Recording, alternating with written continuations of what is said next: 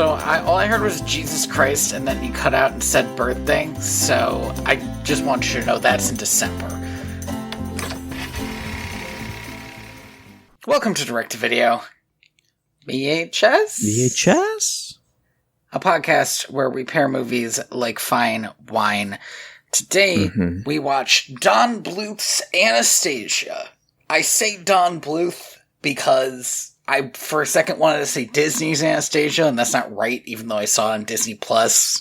It is right now in the awful way that it is correct.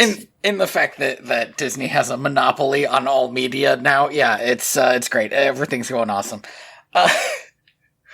Did you see the box? I don't know what to call it. The box art that they had for it. I don't know what it is on Disney+. I didn't take note of it. On Apple TV, I thought about buying it digitally, and then I decided not to, because when I saw it on Apple TV, it had this it was like a pale blue background and the worst render of Anastasia I have ever seen. I think this might just be the official one, though, because I'm looking at... Oh, wow, wait, this one's also very bad. I'm looking at the theatrical release poster, and I'm like, this looks great. But the Apple TV one, it's just like a floating head. It's just her floating head. Yeah, I'm terrible. Looking at her floating head. It's the worst possible picture you could... This theatrical release trailer this theatrical release poster where it's her standing in a glowing doorway and Rasputin is behind her like a big ghost. That's great. I like that one. And you have the reflection as well. She's wearing the ball gown. Oh, yeah. No, that's great. It's good. They should have gone with that. It's good. But this one where she's making like a confused sneer. She looks like she's like a microsecond from sneezing. And the thing that bothers me is she's also on the poster again, just in case you might forget who she is. And then there's her love interest twice.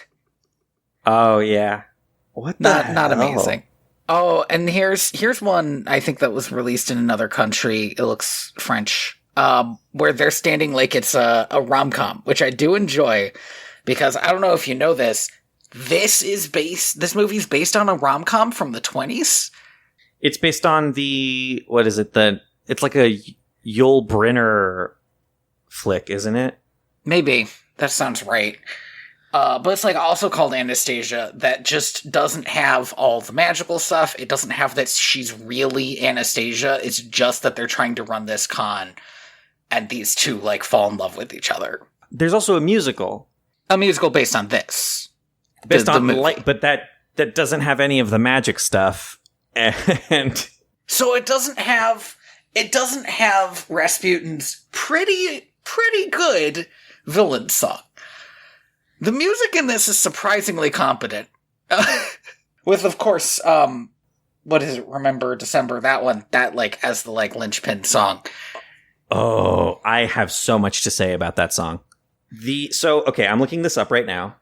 This movie was based on it's based on an older Fox film from the 1950s. Oh, I thought it was older. Yeah, starring Yul Brynner and Ingrid Bergman. Wow.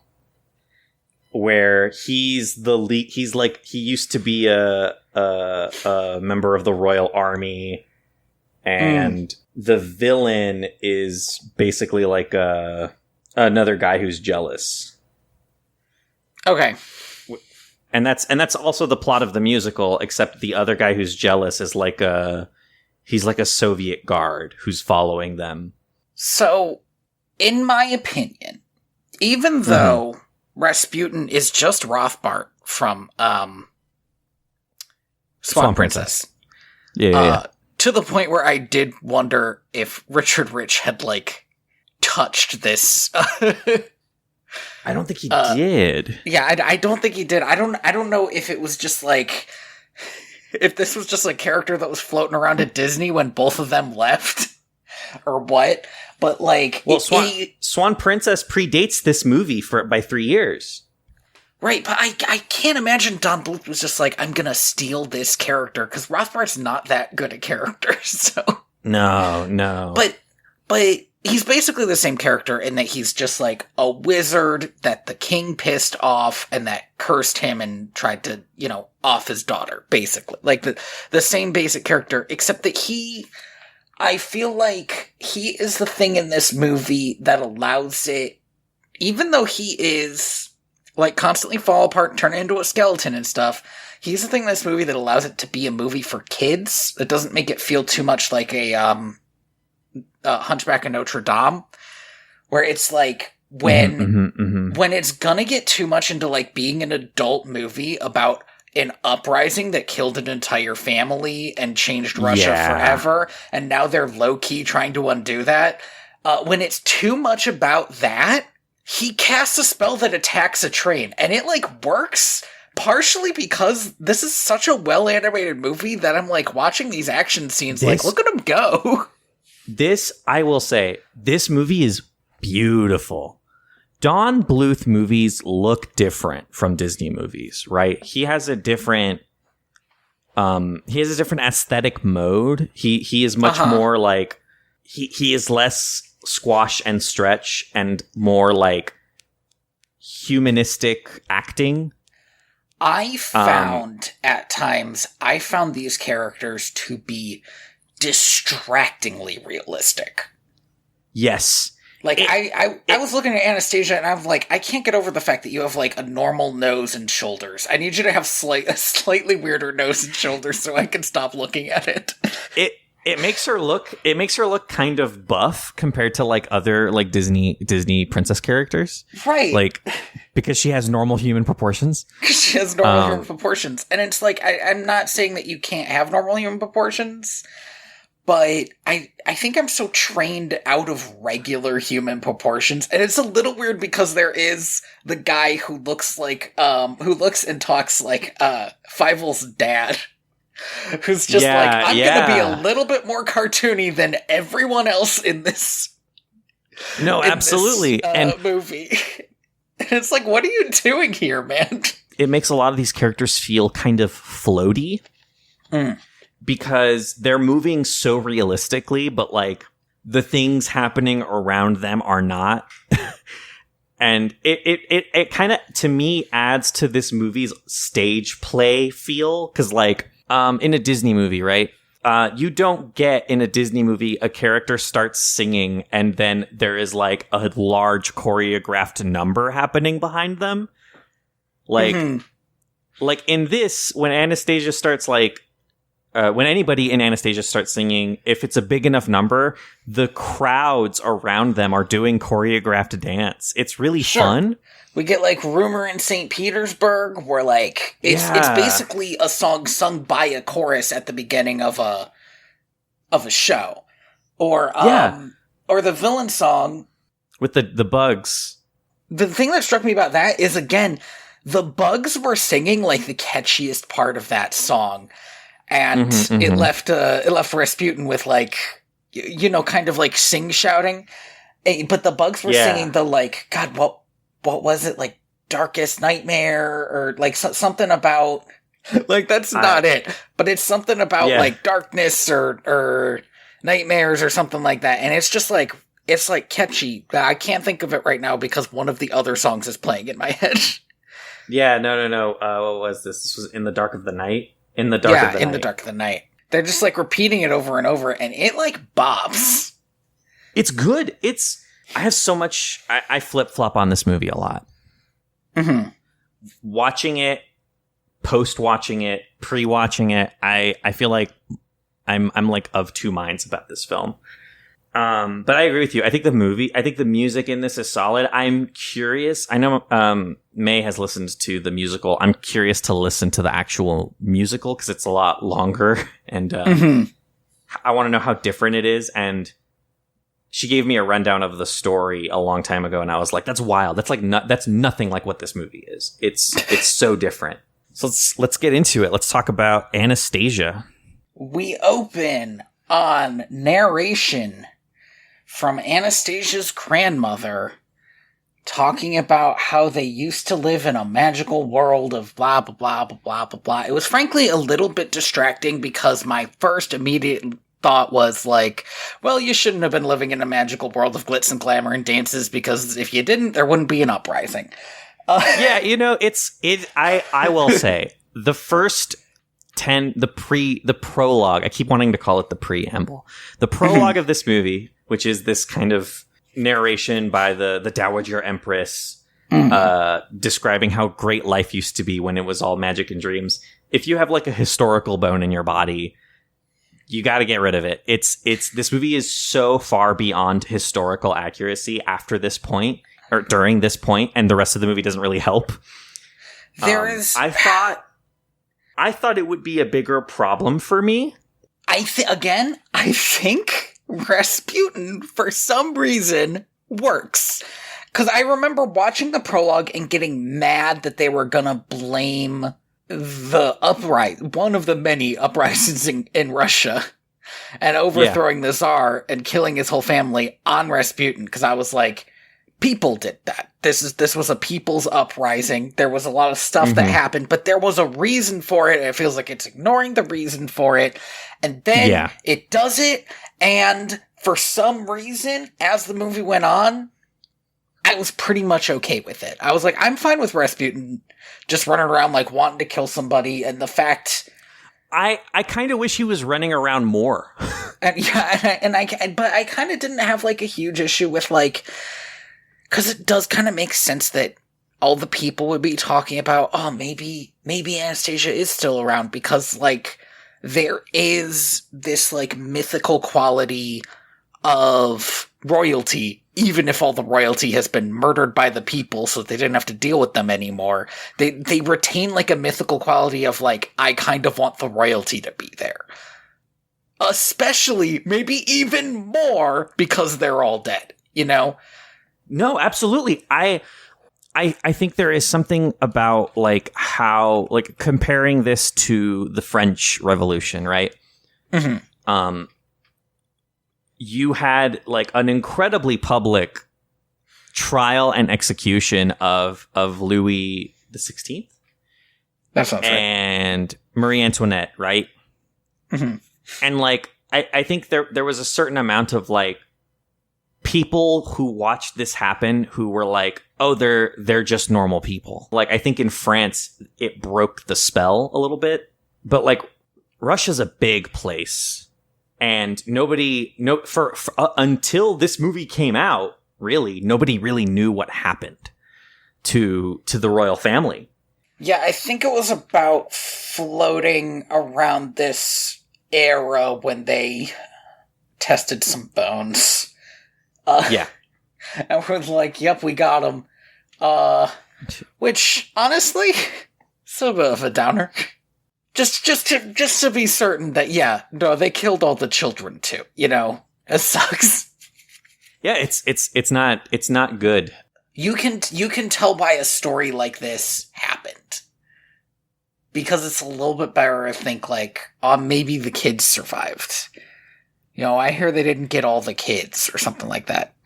Because the big part of this revolution is like this truly awful thing that was done to innocents. I mean, sure. Tsar Nicholas or Nikola? Anyway, he probably had to go. I don't know that much about him, but he was a real piece of shit. I could tell you, he sucks. But I can tell you what, there's probably not a lot of real good czars, and I'm sure he was throwing a lot of parties while Russia was starving. So, like, sure, but like, it's hard to hold kids. It sucks to hold kids accountable for the sins of their parents. You know? Yeah, I mean, it's one of those things where it's like, there is no amount of like, I don't know, moral math when it comes to that kind of stuff. And yeah, and it's like, and ultimately it's like the point of this movie is kind of almost to not talk about it. Like, it doesn't want to talk about the revolution, the uprising in any sort of like concrete terms, because it would be too much. Oh, absolutely. And so, but then it's like, why this movie then? Yeah, and the only thing I can say is because Don Bluth, he tended to make darker, more grounded movies that had at least a little bit of connection to, like, reality. Yeah. You know? Yeah. And the idea of saying, oh, well, there is this legendary princess, and Fox happens to already have, like, a story that I could, like, make into my own story. I can kind of see it, but it's like the choice is made. It's so strange. But it's sort of like, I mean, did Pocahontas really address, like... No, and I mean, Pocahontas also has that problem, right? But it's the part of the kind of the tragedy of this movie is that, like, we are going to see in like 20 years another go at this exact story, right? A princess who has kind of sort of lost her memory of her family and meets a kind of roguish con man to take her to find them. And that movie is Tangled, and that movie's good. I'm sorry, and that movie's doing a mile away with this. And that movie is so different from what this movie is, right? Mm-hmm. But, like, the fact that Tangled is good and it works means that, like, the bones of the movie Anastasia, like, are good. There is a story there that is worth telling, and it is crushed by this prologue. Like, the prologue is a lot. But I do like Rasputin. I like his design. I think Doc Brown is given 110%. And he's walking like around his with this body like, falling apart. Oh yes, when he sells his soul to demons, and it like sucks his body in like layer by layer. Yeah, that's great. And he sold his soul for this what do they call it? Like a reliquary. Reliquary, yes. For this reliquary that I'm not exactly sure what's in it. I guess demons. Maybe just the curse on the Romanov name. It's really unclear, but like what's in it are tiny green gargoyles. Yeah, tiny green gargoyles that are gonna that do Joker shit. Everything. They these tiny green gargoyles, just all they do is Joker shit. Like, you release them, they're gonna hear a person say, oh God, wouldn't it suck if these train cars were couldn't be disconnected, and then they freeze them together, right? Like, absolute they're great. King shit. That's what's in that reliquary. They are pretty good. Yeah, so he has the same scene that Rothbart had with Odette's dad, where he is thrown out and he's like, oh, I'll get my revenge on you. But again, Doc Brown is saying it. Who what's his name? Christopher Lloyd. I feel like I don't see or hear Christopher Lloyd in a lot of voice acting roles, but every time I do, he's like selling it. And I kind of wish he did more voice acting. He's super good at it. He is in there was a remake of King's Quest that came out. Yes. Several years ago now. The old king, right? He is so good in that. Yeah. He is so good in that. Speaking of which, that King's Quest remake has it has an ending that genuinely like moved me to tears. Highly recommended if you haven't played it or seen it. Maybe I should check it out. I also think Christopher Lloyd in this role is like bringing a certain amount of a menace that I don't think you normally get from Christopher Lloyd. It's surprising if you compare him to his other roles that you know him from. And like for me, like I said, Doc Brown is like at the top. like Professor Plum. Like, what evil Professor role Plum. have you ever seen him in? Judge Doom. Oh, that's true. God, I forget that that's him. Yeah, no, I think this and Judge Doom are up there in, like, one, I think him as Judge Doom, his physical presence, he's huge. He's a huge guy. What this makes me kind of realize is actually how hard Christopher Lloyd has to work to come off as affable. Like, he really performs to the rafters here. And then the next night, that night, I don't know. I think it's like that. I think it might even be during this ball. It's really unclear. During this. Yeah, maybe they're just holding a ball every night. The peasant uprising happens. They charge into the palace. They don't say the words, they kill everyone, but they kill everyone. And Anastasia and her grandmother manage to get away. Mm-hmm. They're helped out of a secret passage. Yeah. By a little scamp. We'll never see that Dimitri. scamp again. No, he died. He died in that uprising. We see him die. Yeah, he gets bumped on the head. Everybody knows. In movies. In movies, if you get donked on the head, that's it. You're a goner. Yeah. And Anastasia also gets donked on the head, so she gets amnesia. She's trying to get on the train, and she doesn't make it.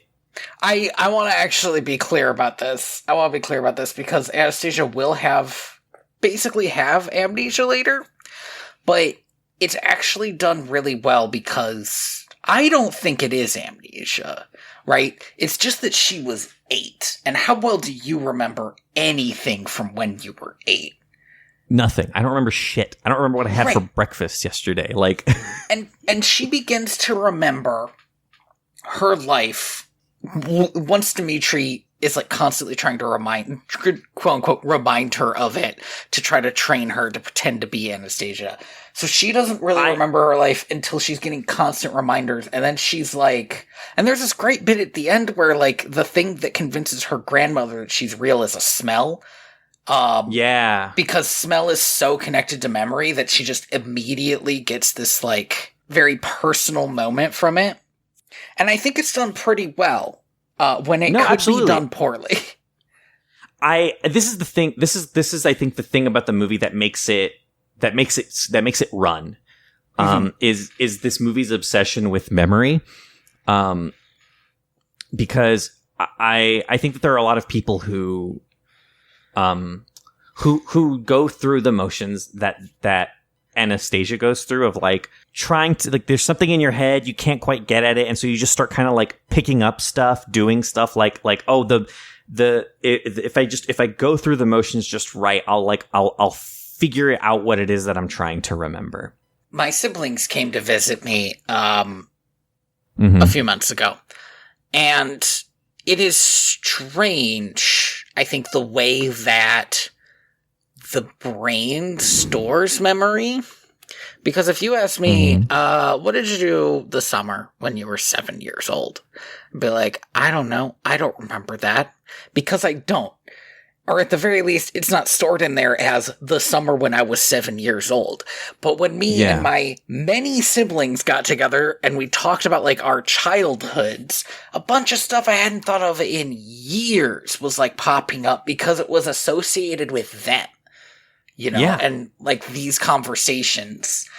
And so there's like, the idea that sometimes a memory is something that you can only get to with an object or with another person. It's just like, it's locked in there. And you don't have the key. Yes, the other person is the key. And that's like, that is genuinely fascinating. Well, and that's, I want to talk about, again, like there is a little bit of genius in this movie, right? Because the thing that Anastasia has in her memory is the song, Once Upon a December, right? Mm-hmm. But she doesn't understand its importance, right? Dimitri, unbeknownst to her this whole time, has in his possession the music box. Mm-hmm. That her grandmother gave her that plays that song. and she has on a necklace the key to the music box. Mm-hmm. And so it's like, like symbolically, it's all there, and it all comes together, right? With, oh, like that smell, it smells like peppermint. And then she like comes over and she grabs the music box, and she's like, they're playing with it, and she immediately like, oh, I know what this is, turns it, opens it, and starts singing. It's good. It's like, it's the ultimately, it's the thing that proves to the Grand Duchess that she's Anastasia is her, is ignoring her just to have this memory, right? Mm-hmm. Like, oh, there's no script. This isn't right. You trying to pull a factoid out of your head. This is you desperately trying to grab something out of the ether and make it solid. That's how memories work. Mm-hmm. And then the rest of this movie is kind of bad. Wow. I give this movie, I think I'm giving this movie way more benefit than you're giving it. I'll say a couple things about it just broadly. One, compared to, if you compare it to Hunchback of Notre Dame or like Hercules and like a lot of the Disney movies that are coming out now, I think it like stands above them, or at least apart from them a little bit. And like with a stronger script and with visuals that are at least as good. I definitely think it stands above both of those movies. And then, well, let's not bring up like Tarzan, because Andy hates Tarzan. I think this movie's better than Tarzan. Yeah, I'm sure you do. I don't like that though. I don't think that's as clean a comparison. Like, you can compare it easily, I feel like, to Hunchback, to see, like, they're both, like, movies that I feel like are aimed more toward adults. Even though they're made for kids, and you can kind of see where one does better than the other. And the other thing is, they're stuck in the muck. And here's the other thing about it that I feel like is important. I haven't seen all of the Don Bluth movies. I might not have seen most of them. But this is my favorite that I've seen. Because I think the original Land Before Time is a fucking slog. And I think Fievel, if you fucking watch American Tail with the idea, I'm gonna get a story out of this, you are wrong. Like, but I don't know. I think you're right. I think it, compared to An American Tail and The Land Before Time, it's so much more cohesive. It knows what it wants to be aesthetically, and like, but at the same time, I still don't think it comes together when all is said and done. And I think that's tragic, because like, it's so close, and I don't know what it is that's missing. I feel like this is a movie that a lot of people around my age and older talk about as their favorite Disney movie, ironically enough. Even though it's a movie fully not. Yeah, no, I remember having conversations in college with people who are like, oh, my favorite Disney movie is Anastasia, and having to be like, that's not a Disney movie. It's not Disney, that's Don Bluth. I mean, to be fair, Don Bluth could have defined your childhood very easily. He also made a bunch of movies. But absolutely. You can't walk around being like, yeah, my favorite Disney movie is Anastasia, or maybe Thumbelina. Stop this. No, we can't talk about this. We can't talk about Thumbelina until we watch it. I just think, here's the thing about Anastasia that I think makes it work for me, at least. I did not hate any of the songs. And do you know what it does when the plot's starting to slow down a bit? It does one of two things. It either throws a song at you, or has demons come and do something. I was gonna say Rothbard. Yeah, it has a Rasputin. Rothbard, yeah. It has blow up a train. Rasputin doing his thing, and just the fact that like the action scenes are animated so well, and the songs are pretty good. I feel like that elevates it for me. It also helps. I think the thing that works for me is Anastasia as a character is great. She is all around just a good character. You want her to succeed. I feel like it's partially because she is based on this old rom-com where she she and Dimitri have such a rom-com relationship immediately in that they like meet each other and start hating each other at the same time. And it's like, it shouldn't work because it's kind of stupid, but like, because they're always like clashing with each other, it gives like the action scenes a little bit of comedy, and it gives it gives a scene that might be a little more dry, just like a little bit of something to do. Well, I mean, you know who the voice of Anastasia is, right? I recognized her, but I don't know who it is. It's Meg Ryan, who was in Sleepless in Seattle, You've Got Mail, When Harry Met Sally. Okay, so she was all of the rom-com actors. Kate and Leopold. Like, she is the 80s and 90s. She is the rom-com actress. Like, and Dimitri is John Cusack, who also had his share of rom-coms in the early 2000s. They really leaned into the drift in making these two characters. Well, and then also on top of that, Vladimir, their friend, Kelsey Grammer. Is that Kelsey Grammer? That's Kelsey Grammer. Can you believe that shit? He's really throwing an accent in there. Yeah, he doesn't sound anything like Frasier. But like, this would have been a bad movie if he sounded like Frasier. I'm looking at this cast, right? Meg Ryan, John Cusack, Kelsey Grammer, Christopher Lloyd, Angela Lansbury, like, and in my head, I can, like, that's an amazing 90s rom-com. Are you kidding me? Well, except if it were a straight rom-com, I feel like Angela Lansbury and Christopher Lloyd would have gotten together, too. Yeah, at the end. Oh, gosh. As, like, the secondary couple. Yeah, Rasputin and... That would be horrible. Oh, that's terrible. That's terrible. Killed her family. He didn't pull the trigger though, right? He just, you know. I mean, I feel like he pulled the trigger. It's just everybody else was holding the guns. He just cleared the line of sight is all. He cut the branches off the trees.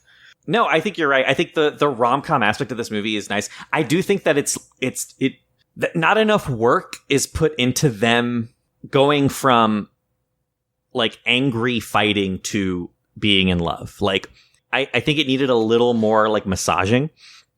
Okay, again though, the bit of Band-Aid over it is they threw a song at it. That's true. Where like they start dancing together and immediately Vlad starts singing a song that reminded me of the opening to Can You Feel the Love Tonight, where Timon is singing about how they're in so much trouble because Simba's gonna leave. It very much reminded me of that, where he's like, I think our scam's in trouble because he's just fallen in love with her. Shit. No, absolutely. So just to kind of get back to the summary, I guess, like. So we can actually get into the real movie. Stop talking around it. Anastasia, Anya, has been released, kicked out of, graduated from the orphanage. All of the above. And is told, hey, you have to go to the fishing village. Sure. Which I think that's its name. Yeah, there's a sign that says fishing village. I guess you go there if you want fish, so. You want, yeah, and so it's basically like your head's in the clouds, you have to go to the fishing village and start working and start contributing to society, and like get out of these dreams. And Anastasia walks away, gets to this crossroads, literally St. Petersburg or fishing village, and it basically makes the choice like, no, there's something important about these memories that I keep these things that I keep trying to remember, and I'm going to go chase that because that's going to take me to what my life needs to be. She wants to go to Paris because she wants to go to Paris. Medallion says together in Paris.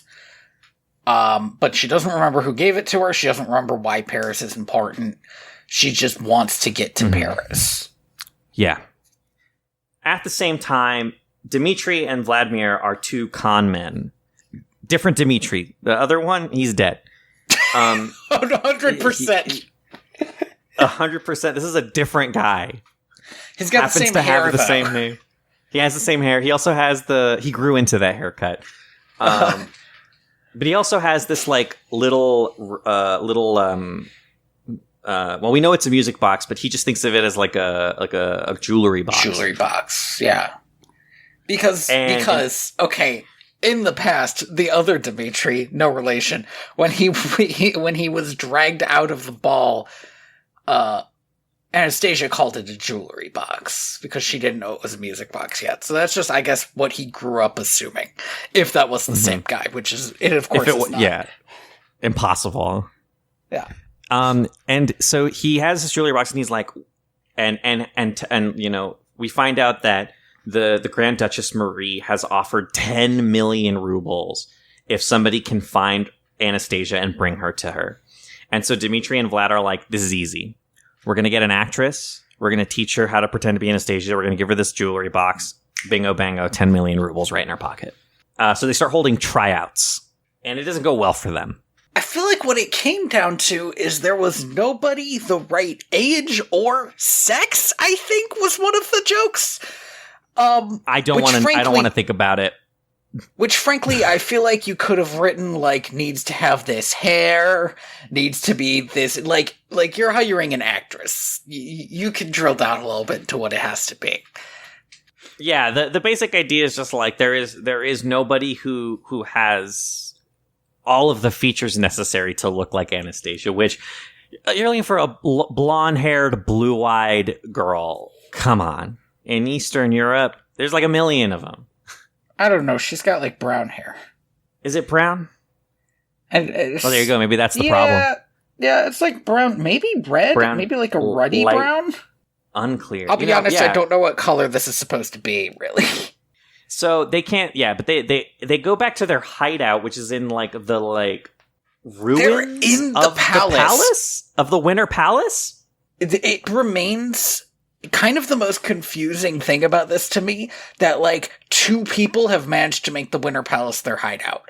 Like, 10 years ago, everybody in this place was killed, and it was, like, looted, and now it's abandoned, and they just, like, chill there? They have a fire going. People have to know about it. People do know about it. At absolutely. Least one random old lady at the train station knew about it. Because she knows that Dimitri can, I don't know, forge papers. No, she doesn't break into the palace because she thinks Dimitri's there. She breaks into the palace because she remembers it. Well, either way, she breaks into the palace because the dog goes into the palace. So, this is fucking movies, man. Like, this sequence... Fucking movies. This sequence is legitimately one of the best things I've ever seen. I believe that when they did do the musical, they saved this song for the end of Act 1. Because... Makes sense.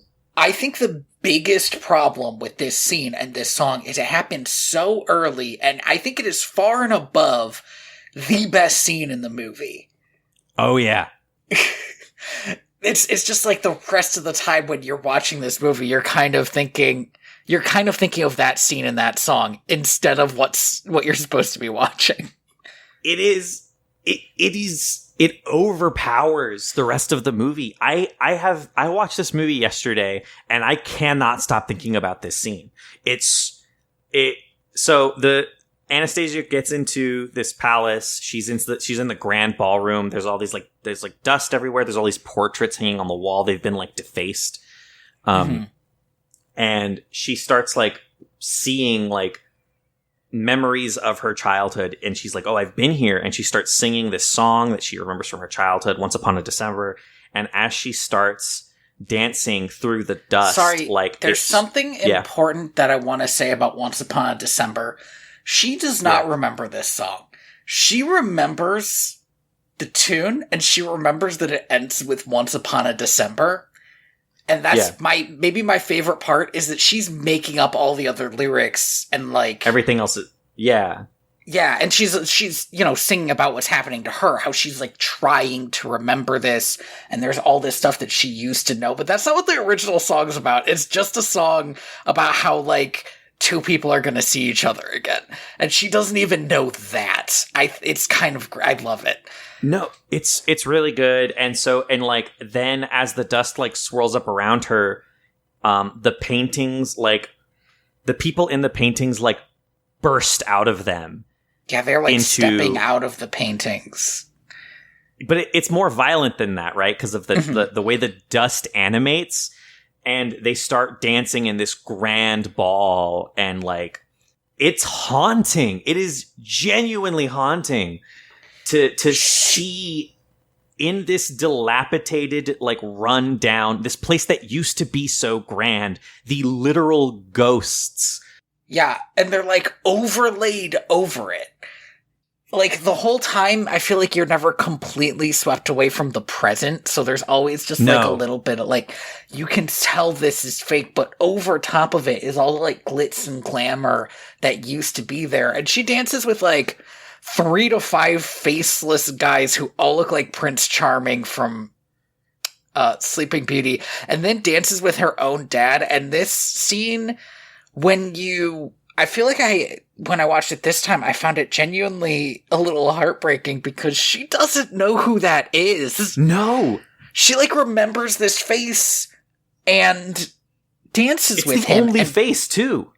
And does not remember why he's important. And the promise of this moment. There are things that you see, right, in movies that I think help you understand how movies work. Mm-hmm. This scene is a master class in how you portray in animation the pain of a memory. I'm gonna go a little further than that. Not even in animation. Chimmy really likes Les Mis. Okay? Mm-hmm, mm-hmm. Yeah. And she hates the movie Les Mis because it's not very good. Mm-hmm, but so we were watching it one time, but all we were really doing was fast forwarding to like the scenes that were good and like watching those and fast forwarding. We got to empty chairs and empty tables, which is one of the last songs. The movie really should end on it because it is the most powerful song in the second half of the thing. It is after the revolution. Everybody is dead except for this one guy. These were all like college students basically who had this revolution, and they were just like, tomorrow's going to be great. We're going to everything's going to be good as soon as we do this. And he goes back to the bar they were drinking at and is just singing about all the empty chairs and empty tables because they're all gone now. And because I don't know who directed this movie, but whoever directed this movie watched too many musicals and not enough fucking movies, because the whole time it's just zoomed in on his head as he sings this. And I got angry. I was like, why isn't it showing people at the tables who aren't really there? That's how you do this. And just the fact that this movie is just immediately like, here is the important thing. None of this exists anymore. Here is all of the great stuff here. Heck, if they had this scene and didn't have the prologue scene, I think it would be even more powerful, because this would be the first time you'd seen it. No, I agree. And it's so good that you brought that up. So real quick, the person who directed the film version of Les Mis was Tom Hooper, who is, I think, now more well-known for directing Cats in 2019. God, of another one. God bless. God bless. What a guy. Andy and I watched that movie together because Andy wanted to, and we didn't even do it for the podcast. We just tortured ourselves. I love it. It's genuinely, it brings me joy. Watching it, it's so bad. It's unforgivably terrible. I think it is worth watching Anastasia 1997 alone just to have that scene happen to you. If you are looking at like how do I adapt a musical to cinema? I think this is a question that I don't think anyone's really answered properly. How do you do a musical in a movie? I know how you don't do it. I feel like, right? Because I feel like we've seen a lot of ways that it's not, where it doesn't quite work. And I think a lot of that is because a lot of directors want to make it feel like a musical. Les Mis also ends with everybody, with basically a curtain call scene. Yeah. And it's like fucking weird for a movie. Apparently that's what heaven looks like. Yeah, it's just like, it's just odd. And it should not do that. But like, what's the best movie musicals I've seen? I mean, probably just like Little Shop of Horrors. And I think that's just because Frank Oz directed both the musical and the movie and knew how to like make it look good. Yeah, I definitely don't think that there is like a standout musical film that is like good. Well, or to the point that it's like everybody should be doing this. Yeah. Absolutely, Instead, what you usually get is something like Les Mis, where people are like, "Oh, this was okay, but it wasn't as good as I first thought when I watched it." Or something like Cats, where people are like, "This is the strangest thing ever put to screen," and it's kind of amazing that it exists. It's not good, obviously, but it sure is something. I think it's why animated movies have really like kept the musical alive in a way, because animated movies already exist in this like space, in this place that is like real life, but more fantastical. And like, it's really hard, I think, in a musical, with live action people to like to have audiences just buy into just the fact that sometimes people are going to be singing. That used to be a very common thing. Yeah, it used to be. It used to be all movies were. All movies at least had like a song in it, presumably so you could get it on the radio. I don't know. Mm-hmm. I like, Tick Tick Boom was really good. Directed by Lin-Manuel Miranda. I think the first movie he ever directed. But like, it also is kind of boring. Like, it has one, I think, show-stopping musical number where it really like uses the power of film. The performances are great, but the directing, it doesn't utilize like what you can do with a movie to its fullest extent to create melodrama and to create like a visual that makes you go, holy shit, this is movies, right? And I think that like this Once Upon a December, this whole sequence, I think there are people who all they remember from this movie is that song. Oh, certainly. And that's enough, right? It's like, it's literally the most memorable part. It just sticks in your head, like you can't stop thinking about it. I think there's a beautiful irony in that. Oh, absolutely. Because I get it. Like, I had never seen this movie before in my life. This is a movie that I heard people talk about, and I was like, it's not a fucking Disney movie. I don't give a shit. That's who I was as a kid. Don't talk to me if it's not sorry. Little Mermaid. I was gonna say, I'm sorry, does a girl get her legs? I'm glad we thought of the same one.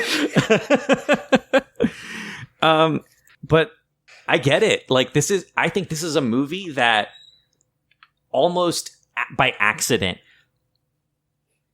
it's better when it's better in your memory than it is watching it. Like, and that's so funny. And so, like I think if you're a person who watched Anastasia as a kid and you think to yourself, oh, should I go back and watch it? No. There is a beautiful thing in your head.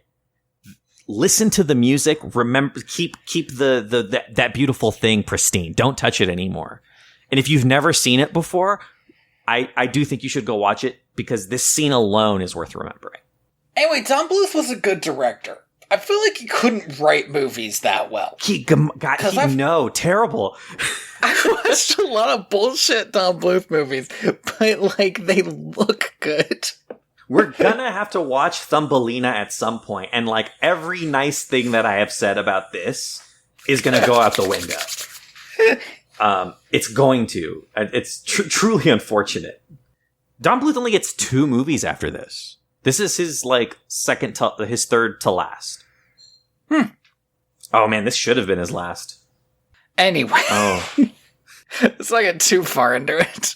Yeah, Dimitri and Vladimir hear this crazy woman singing, and they're like, "Who the hell are you? What are you doing here?" And so, yeah, she runs off, and they catch her when she's, like, standing in front of a picture of herself.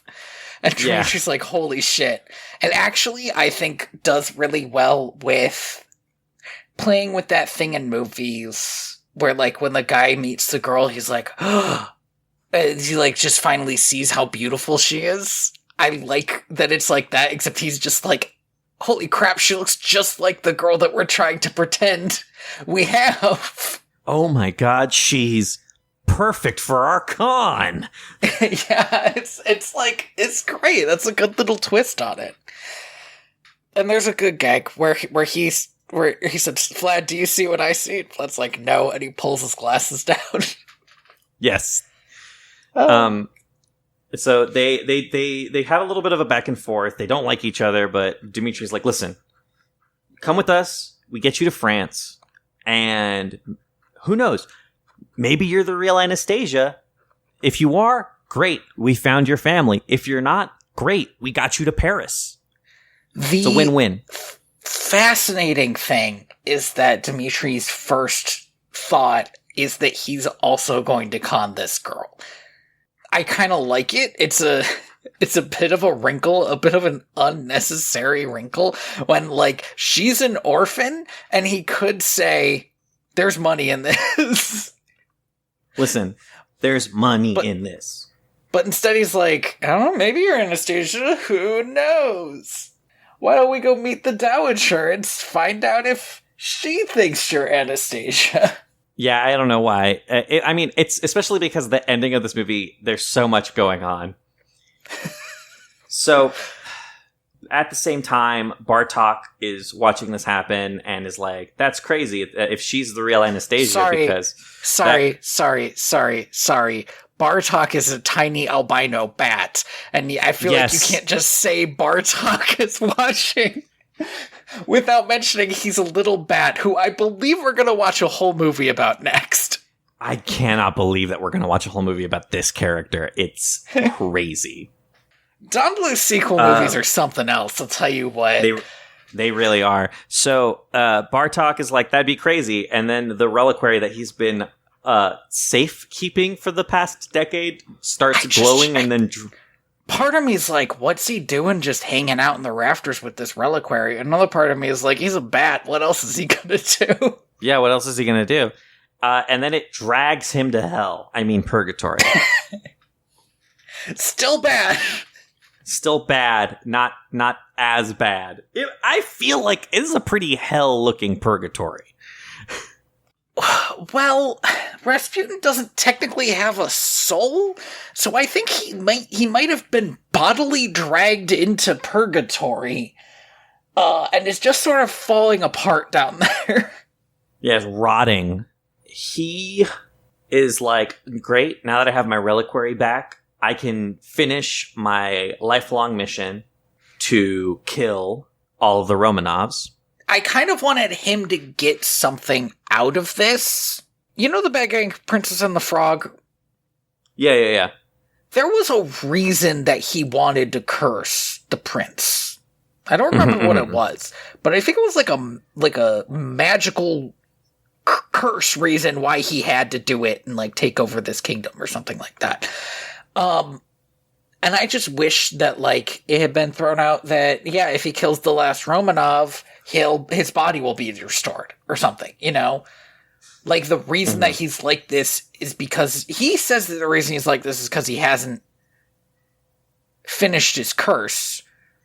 However, personally, I would take Limbo over Hell, Because, like, where does he think he's going? After he kills Anastasia, and he's no longer, like, bound by the curse. I feel like he's shooting right down into hell. Yeah, that's the thing, right? Is maybe he and I guess what he gets out of it is he gets to finally die. Maybe. Unclear. He seems to want to kill Anastasia because he wants to kill Anastasia, which I guess he doesn't need that much more out of it, but I kind of wish there was something.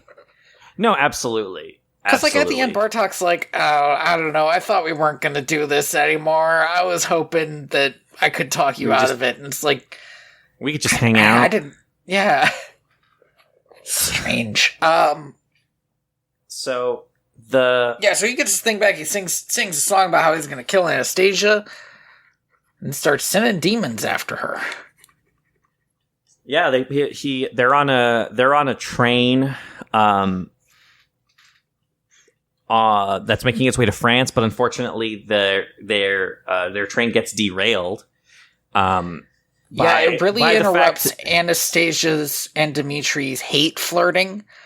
And Vlad in the corner keeping score, which was a good gag. Yeah, absolutely. So Vlad gets all the good gags. He really does. They make their way walking into Germany, I think. Yeah, and that's when they get the song. So I guess they are walking, driving, and horseback riding into Germany. Yeah. From Russia. So, like, that probably took them a grip. For sure. They eventually, as they're walking through Germany, trying to get to France, are teaching Anastasia the history of the Romanov family and also how to act like a royal. Mm-hmm. Which they can do because Vladimir used to be a member of the royal court. So he has a little bit of I don't know what the word is here. Oh, inside knowledge? Yeah, insider baseball of how to do this and how to do that. We find out that Dimitri's bad at acting like a royal. Which is fair. I mean, the basic thing about Dimitri seems to be that even though he's like a hot dude, he's common. He's a normal guy. Yeah, he doesn't have that special royal blood. The only reason he's here is that he got the music box, but he's like he's common as muck, and it's not like necessarily a bad thing. He is, yeah. What he has is his charm and his wits. Mm-hmm. But also Anastasia is more charming and wittier than him. Yeah, that's why he doesn't like her. So, eventually they get on a boat. I don't understand why they need to get on a boat, actually, now that I think about it. But they do. Well, they said, we're going to take a boat to France from Germany. So I guess they get on a boat because they said they were going to get on a boat. Yeah, but they're like touching listen, maybe it's a riverboat. I don't know. No, it couldn't have been. That's not a fucking riverboat. Did you see that storm? That wasn't a river storm. So they get hit. They are on a boat. A storm hits them while they're at sea. That looked like when Fievel fell off the boat. Like, I'm pretty sure it's the same storm.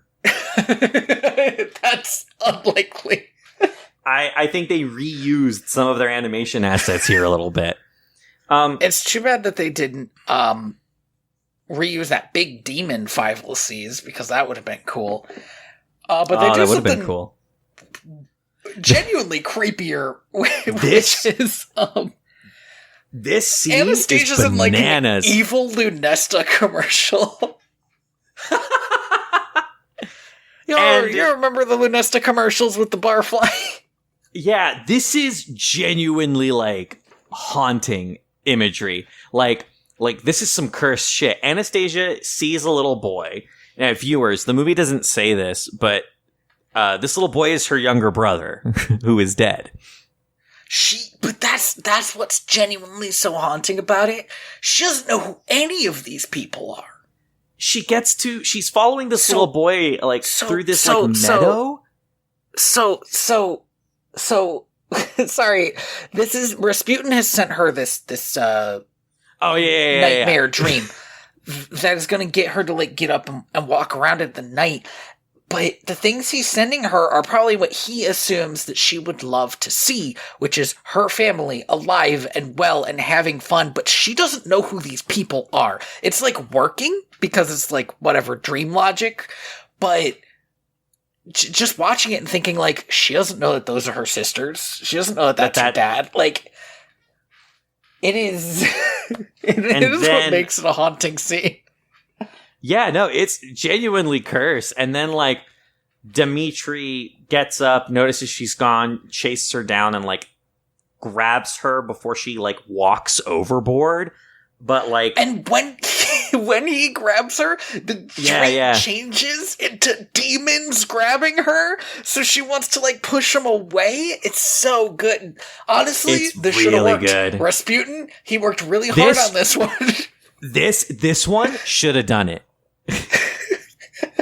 I know he blew up a train, but this one should have worked. No, absolutely, this one should have worked. So, Rasputin's fed up. He's like, "All right, that's it, Bartok. We've got to go to the surface." And he, him and Bartok fire themselves out of limbo. And which apparently he could have done this whole time. And I will say also, he proceeds to not be in like the next 30 minutes of the movie. Yeah. Because if you so this is your first time watching it, and I'm going to ask you, did you forget that he was going to show up again? Legitimately, I was like, when he shows up again, I was like, oh, fuck, that's right. We haven't really taken care of. But, sorry, real quick. Also, they don't know that all of that shit that's been happening to them is Rasputin. No, they just think that, like, a train blew up, that sucked, and she almost walked off. And she had like a nightmare reaction dream to it when she wakes up is she's like crying and talking about how she was seeing faces because the faces of the family she can't remember, and it's freaking her out. So Dimitri's just like, I guess it was just a bad night. I guess it was just a bad dream. And so at we're gonna get to it, but like at the end of the movie, he shows up and she's just like, okay.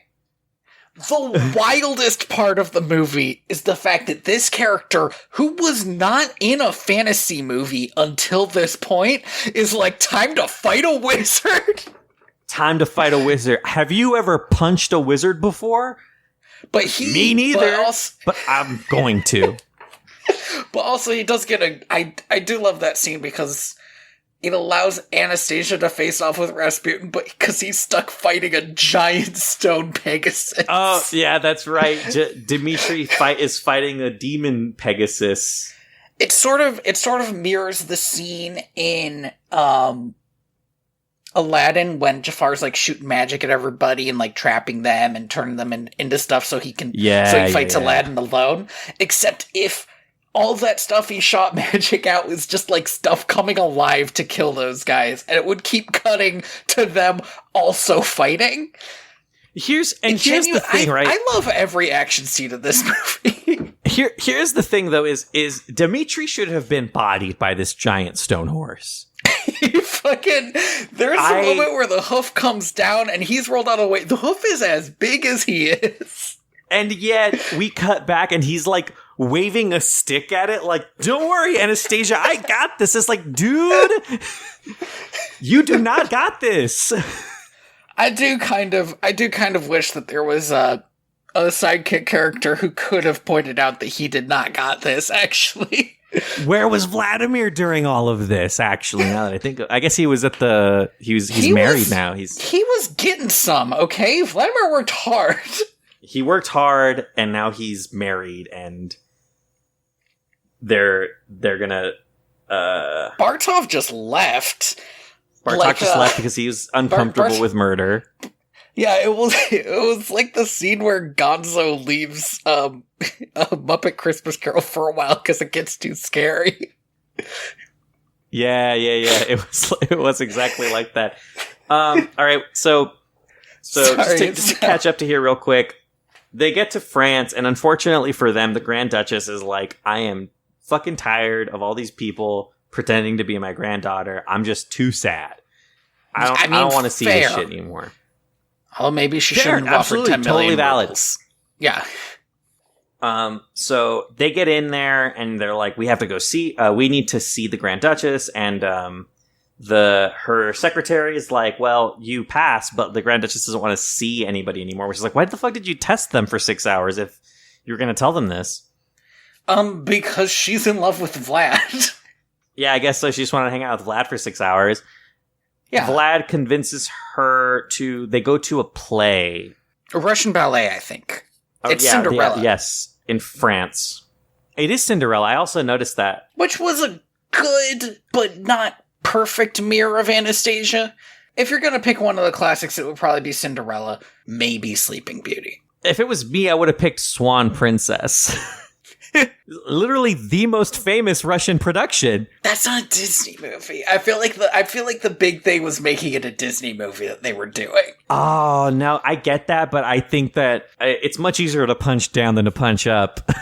Yeah, you know what? They put a production of Cinderella in this movie, and Disney was like, I'm gonna bide my time until I can buy all of 20th Century Fox. Just for this reason. I'm gonna acquire The Simpsons. Hank Azaria, you're gonna be voicing Bartok for the rest of your life.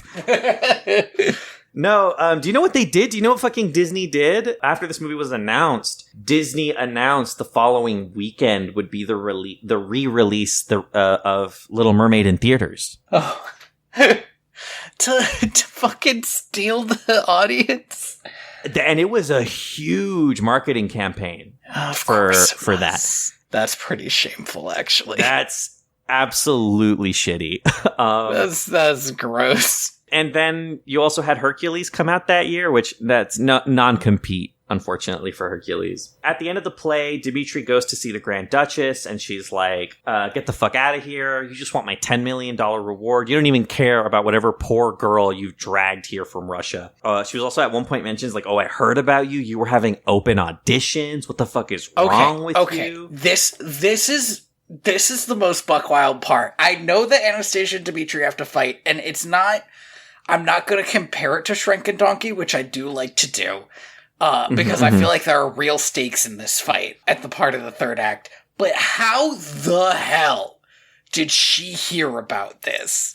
He was secretly running auditions out of her old palace. I guess it wasn't at her own palace. It was at the theater. But still, like, does she have a bunch of spies in St. Petersburg just, like, watching the theater productions? Biding their time. It's strange. I have no idea, but she brings this up, and Anastasia's immediately like, oh, this motherfucker. Yeah. I mean, honestly, some stuff clicks into place. Like, he worked really hard to get her here. He really did. So he gets thrown out of the room by some guards. She slaps him. I felt that slap. Oh, also important, though, at this moment, Dimitri believes Anastasia to actually be Anastasia because she told the story of how he, Twist, was the one who saved her from the palace by opening up the wall. Can you believe that Dimitri is the little boy Dimitri? Wow. Biggest twist of the movie. I had no idea. So he's fully believes that she's the real thing. Have we ever seen in any of this kind of movie the lead just absolutely slap the shit out of a prince? Now, I know Flynn gets panned. It's very physical, is the thing. And, like, this is one of the things that Don Bluth does. I mean, you see it with, like, Rasputin, where he's, like, falling apart and eventually turns into a freaking skeleton. Where he does not, like, point the camera away when stuff like this happens. So, yeah, just the fact that there's the slap, and it doesn't, like, cut to black. It doesn't, like... No. She, like, knocks him, walks away, and then when he gets back up to try and chase her, like, two other dudes are like, whoa, whoa, whoa. Yeah. The lady said no, my friend. Good on you, French rich people who want to go see a ballet. I genuinely, I was like, I think that scene is good. It's very cool. Violence is wrong and all that, but when she slaps him, I was like, ooh. Are you going to come back from this one, Dimitri? Well, he's going to kidnap somebody. So yeah, what he does is he kidnaps the Grand Duchess. drives her to the apartment that I have a question. Anastasia was staying in. I have a question. And I mean, I don't want to belabor this because I expected this was a real person who had a real history and life and this terrible thing happened to. Yeah. But is she only the Grand Duchess because she's not going back to Russia? If she goes back to Russia, is she still the Grand Duchess? Or is she, like, dead? Hold on a second. I think I have been mistitling her. Is Anastasia the Grand Duchess? She's the Dowager or something. She's the Dowager Empress, not the Grand Dowager Duchess. Well, okay. So she's the mother of the Emperor. I suppose even if the Emperor dies, she could still remain Dowager Empress. Yeah, so she married into the family, which means she's not eligible under royal law for the crown. But yeah, I think if in this historical time frame, I think if she had even gone back to Russia, it probably would not have gone well for her. Right. So yes, he kidnaps her. It's going great. Yeah, he kidnaps her, drives her to the apartment. It's like, listen, Anastasia's in there. At the very least, go talk to her because she needs this. I don't give a shit about you or your money. He gives her the music box and is basically like, I saved your life, go talk to this girl. Oh, I was man, honestly waiting for him to play that card. He doesn't ever say it, right? Like, she says it, and he's just like, I don't want to talk about it. It was a bad day. Listen, man. She goes and talks to Anastasia. They have a little conversation, and Anastasia's like, "Oh, you're wearing a peppermint perfume. I remember that." And then she shows her the necklace and undoes the music box, and they sing the lullaby together. And oh my God, they found each other. And if you cannot believe it, Rasputin still hasn't come back into this movie yet. Well, so first there has to be the announcement that they found Anastasia, and they're gonna throw I don't know exactly what kind of party this is. Maybe something like a coming of age party? Yeah, bar mitzvah. Yeah, so, sort of. But, and then that gets published in the newspaper, and Rasputin's like, aha, she'll go to the party, and that's where I'll kill her. Because he no longer just wants to kill her, he wants her to feel bad about it. Yeah, so he goes to the party. Dmitri is summoned by the Empress, the Dowager Empress, and she's like, hey, here's your money. And he's like, unilaterally, no. Now, hold up. There was another guy. Here's the thing. Vlad does not seem to care. I think he got everything he wanted out of this, really, which was possibly for the Dowager Empress to be grateful enough to him that he would be allowed to marry her cousin who works for her. I don't know. Yeah, something like that, for sure. It's never really clear what he got out of it, except that he looks pretty happy in his regalia. Maybe he just wanted to be a part of something again? Yeah. But he apparently did not need this 5 million rubles that he was going to get. Yeah, I mean, listen. It's the 1920s. Monarchy is dead. Republics are on the rise. Why can't this guy just marry my cousin? Why not? Why not? It's not like anything bad's gonna happen in 20 years. Look, Vlad is older. He'll be all right. Again, this movie is like crushed on both sides by history. It's truly unfortunate. Look, you can't fucking read a Jeeves and Wooster book without thinking about history. You gotta turn it off a little. You have to. It's so hard for me, but you have to. You're absolutely right.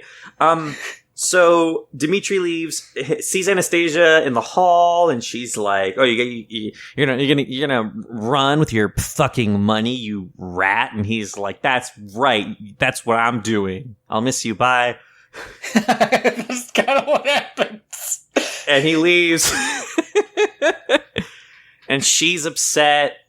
I genuinely don't know how much time passes between this and the ball. I think she's getting ready for the ball when this is happening. So like a few hours, maybe? Before the Empress decides to tell her, hey, he didn't take the money, right? Look, here's the thing. She's had a busy day. She's trying to schedule a fucking ball at short notice. She's a Dowager Empress. She isn't trying to do anything. Other people do that for her.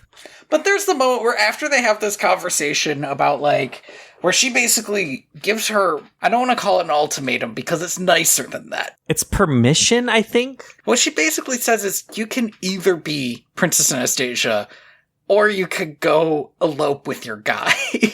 And she says, either way, I'll still be here. Like, we'll still have each other.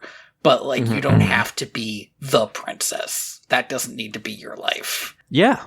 But then, after she has that conversation, she fucking leaves. Like, she still has to run that party. Yeah, she's like, all right, well, I gotta go out and talk to people and stuff. Bye. When I said I'll be here for you, I meant for the next 2 minutes. I meant we'll write each other letters. Yeah, we'll write each other letters. I meant come visit sometime. Schedule it first. Dimitri is at a train station? Okay, so this might genuinely be my least favorite bit of the movie. Because he's at the train station, he reaches in his pocket, looks at a rose that he had, that he'd gotten during like a musical sequence when they were all getting changed, and smiles at it. And I'm supposed to know this means he's going to run back during her party and confess to Anastasia. And that means he's gonna be there in the finale. And, like, why? So many other times in this movie, right? Don Bluth shows us characters making a decision. And for some reason, this incredibly big decision, we don't get to see Dimitri make it. He smiles at a rose, and then it cuts to Anastasia fighting a wizard. I wonder if they cut a scene here that, like, wasn't working or something.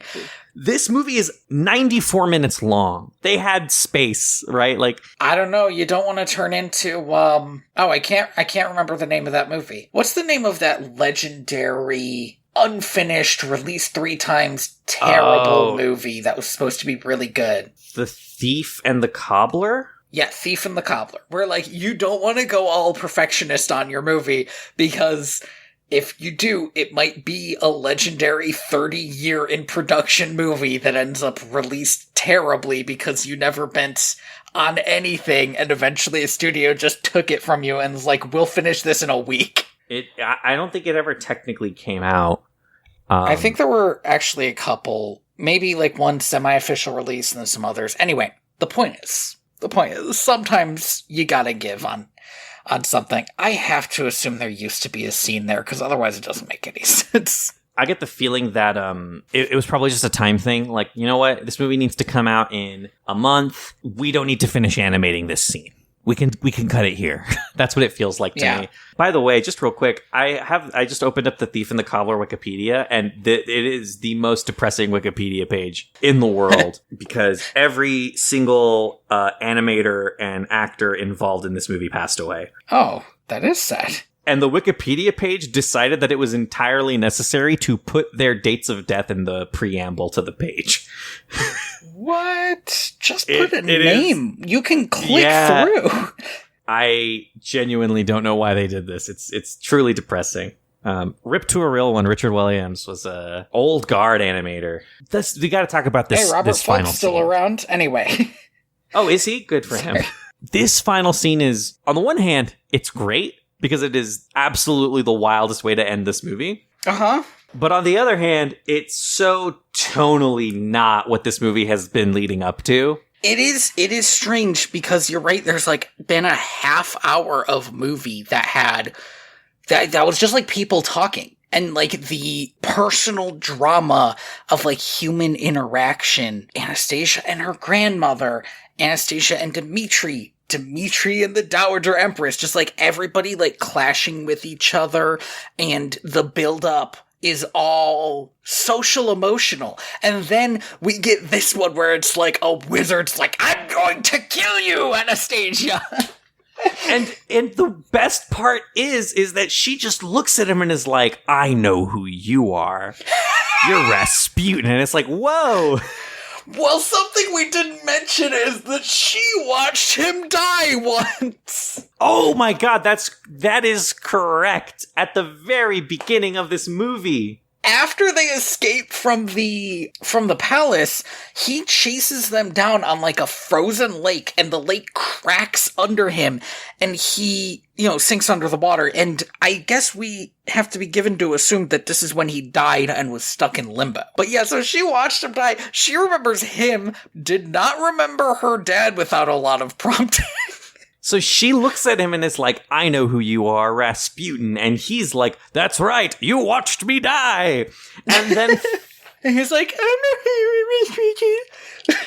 He does do that. He does. He gets pretty passive aggressive about it.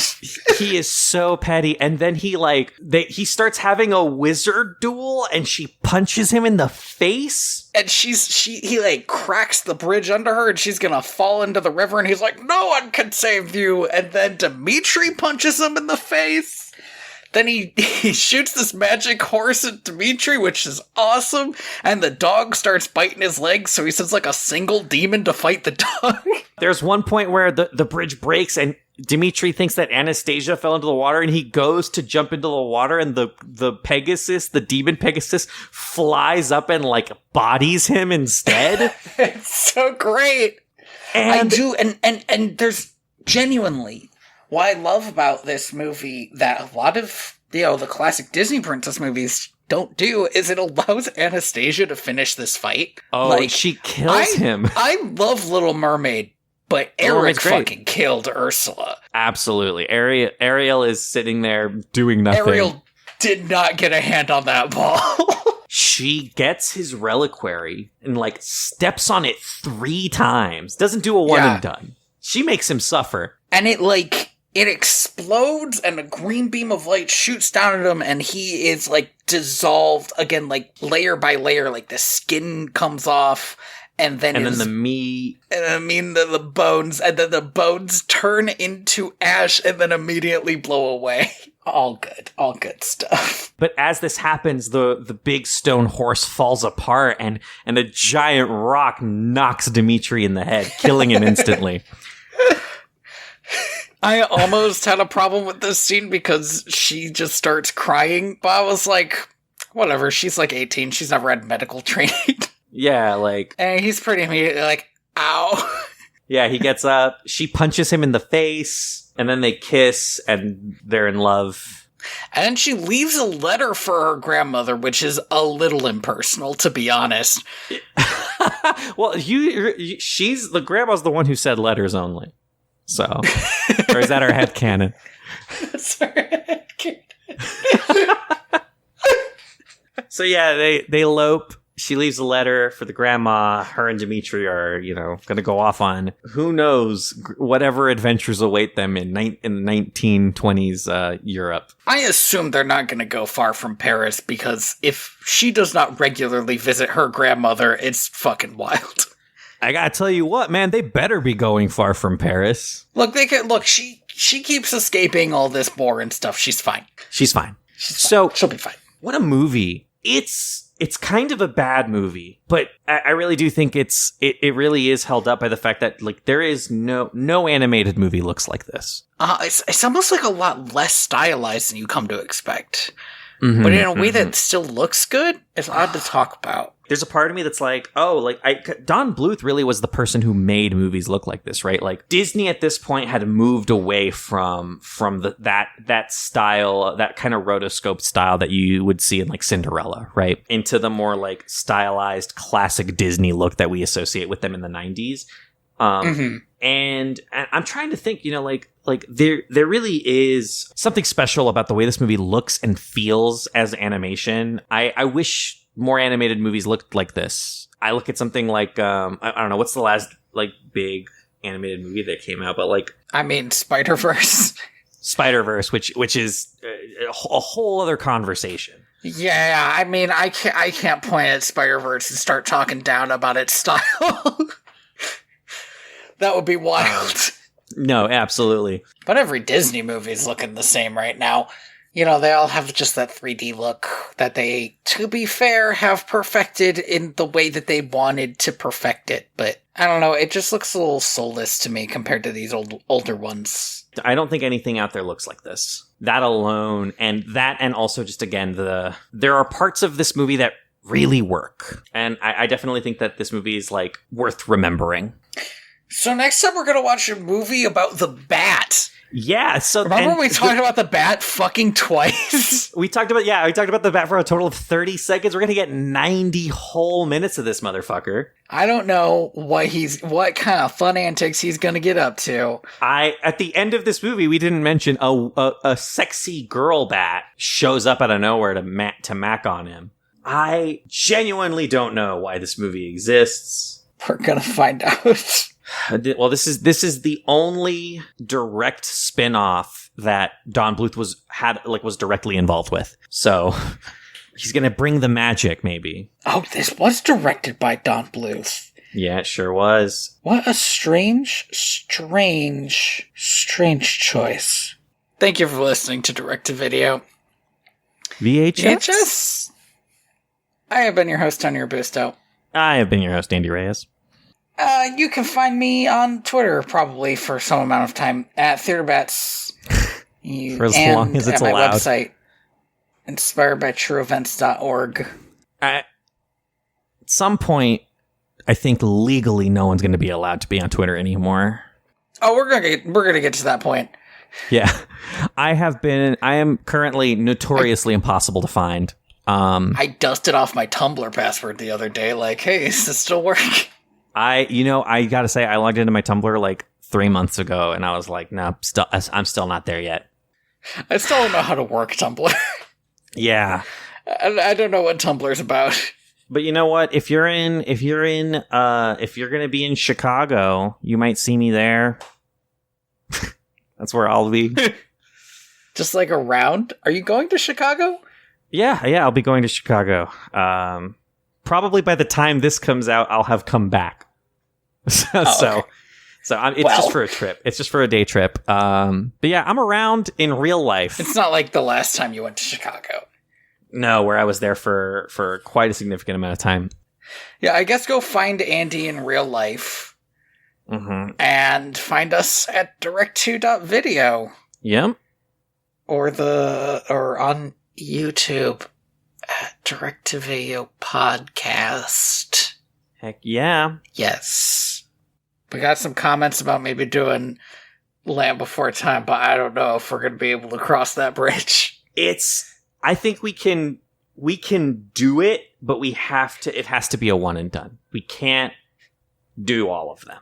Absolutely not. We maybe just to like wrap up the Bluthiverse. Well, it's going to be a while till we get to wrap up the Bluthiverse, to be honest.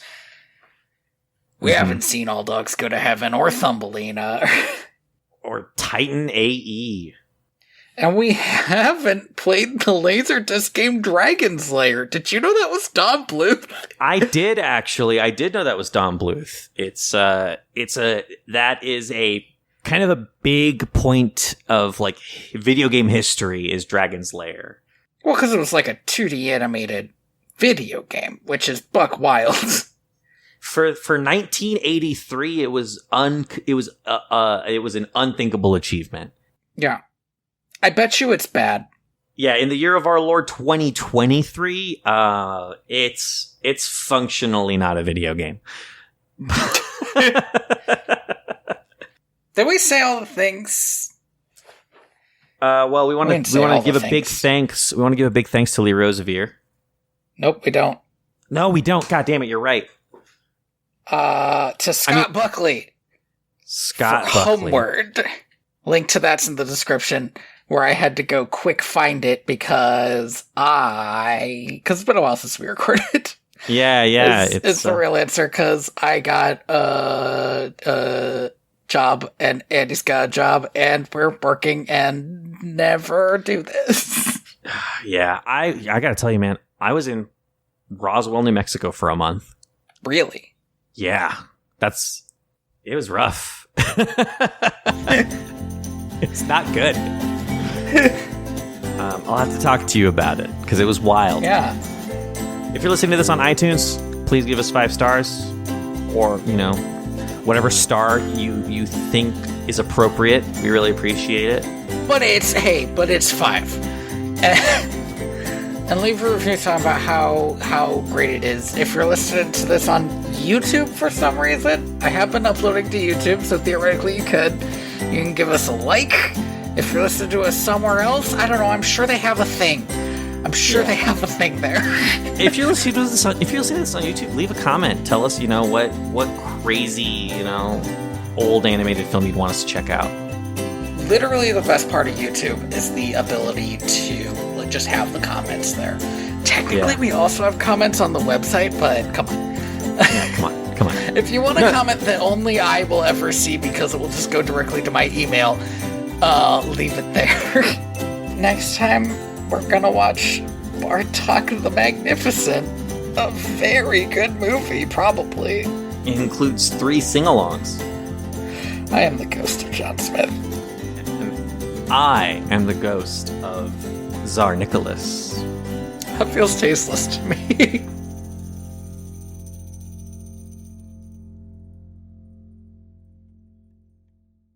A brand new timeless classic, it says. That seems unlikely. Oh my gosh. Oh god, is this a prequel? I do believe it is. It has Kelsey Grammer in it. That's even wilder. Oh, it's gonna be good.